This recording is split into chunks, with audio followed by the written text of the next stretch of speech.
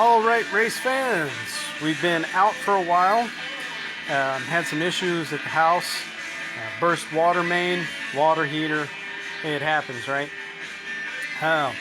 So welcome back to another episode of SGR-Performance and Engine Forensics.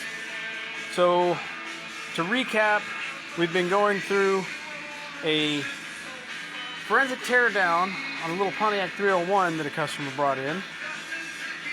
And yeah, it's the silicone 301. This is a bad build, bad builder, just sloppy work. So anyway, let's get back to it. Another episode of SGR Performance and Engine Forensics. We've already pulled the intake manifold and we've taken out a broken stud. It came out with ease. Why they didn't fix it, I have no idea. So come along with us. You guys are going to see this kind of the first hand like we are. Like I said, we've already pulled the intake, but we're going to show you some more stuff that we found. And then we're going to go in and have a look inside the motor and see what we see. So why don't you come down here with me? Let me turn the camera around. Okay, so this was the intake and carburetor that was on it. We pulled the thermostat and turned it upside down, and you can already see kind of the rust buildup, the sludge buildup. But that's the important thing, everybody. The extreme overuse of silicone. It's caught up in the thermostat. It's messed the thermostat up. That's not what you do. And then you can see just the big blobs of it around. Then down here on the water seal for the water pump, it's actually JB welded or siliconed or something in place. That's not what you do. We chiseled this intake gasket off, but this one, if you look close, that is not the gasket, folks. The gasket is here. That is actually blue silicone. The thing has been siliconed into place. And oh, wait a minute. There we go. Yeah. So it'll come off, but you can see right there in the center where the silicone is splooged out. That's wow. That's not how you put an intake on. That's not how you put intake gaskets on, by putting silicone on it. Well, you don't put silicone on everything. As we said before, silicone is not the magical cure-all, guys. That's not how you do it. If you got to use silicone, you got a problem, or you're not doing it right. So, let's go up here, and let's have a look inside the motor, shall we? Alright, let me turn the camera around. And let's grab some light. Okay, so we haven't pulled the valley cover yet. And never mind the timing cover, that was one that we were trying to clean up. So it actually looks pretty clean, so it is possibly a fresh build. But you can see right there, you can see the rust.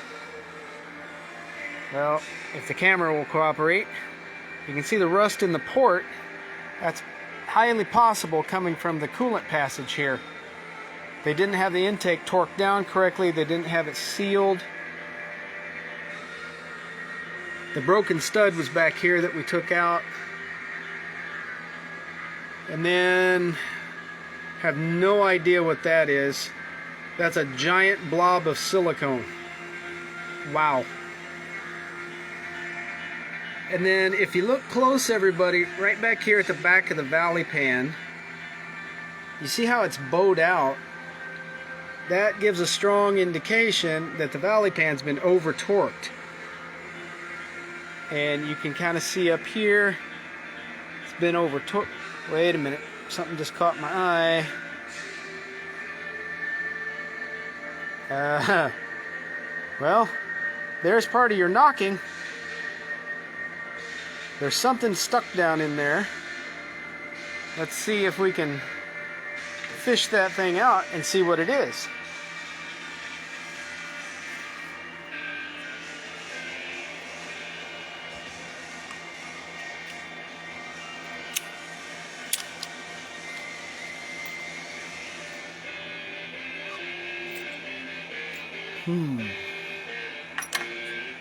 Let's see.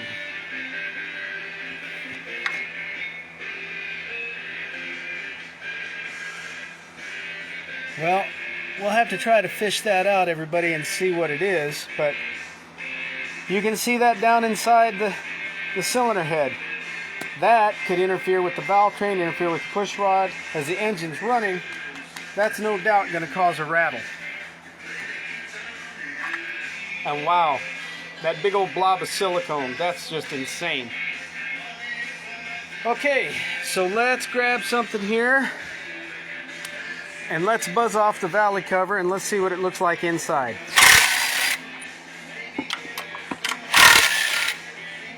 Well, at least those came off easy, but we did kind of cheat, and we soaked it in some Toolbox Buddy overnight.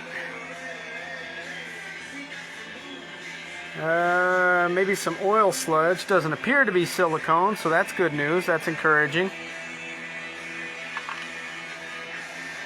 Let's set these off to the side.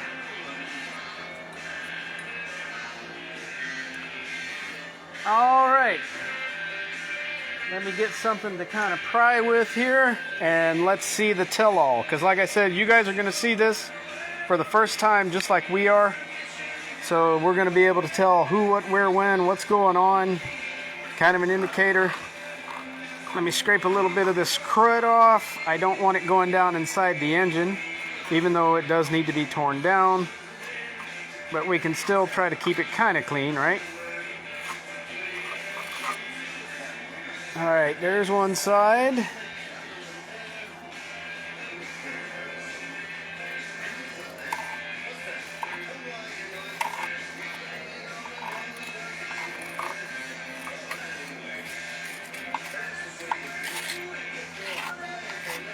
Yeah, so now that I'm scraping the crud away, you guys can see right here where the valley pan's bowed out.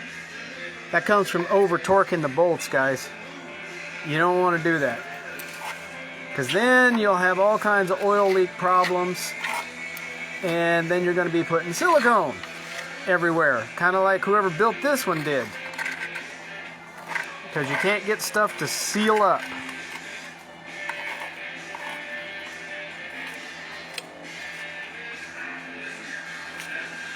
Alright.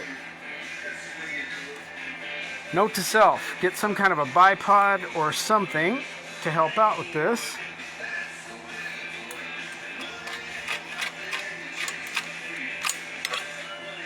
So this one ain't gonna work, my knife blade's too thick. Let me see if we can get something else that's a little thinner.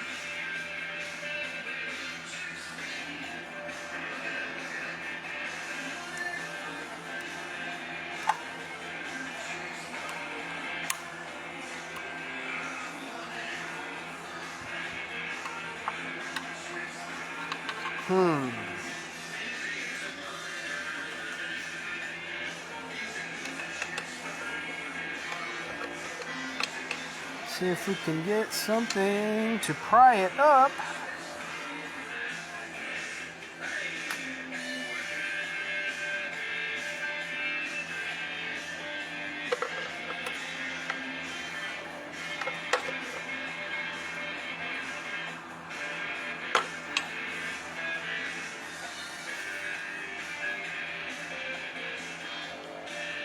Okay, we'll be right back with part 2 of engine forensics, and because I got to get something. They've glued this thing down or something, so we'll be back in a couple minutes.